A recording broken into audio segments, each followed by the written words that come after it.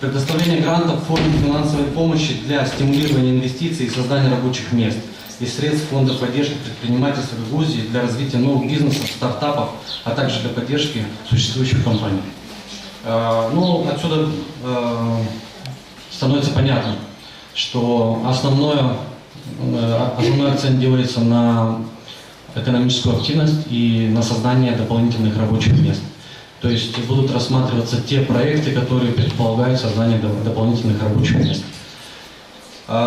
И здесь отсюда же понятно, что проект нацелен на действующий бизнес, малый и средний бизнес, а также на поддержку стартапов, на поддержку новых начинаний в бизнесе.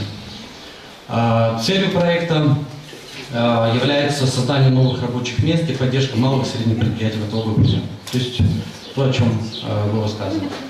Получателями гранта являются индивидуальные предприятия, крестьянские хозяйства, общества с ограниченной ответственностью, акционерные общества, кооперативы.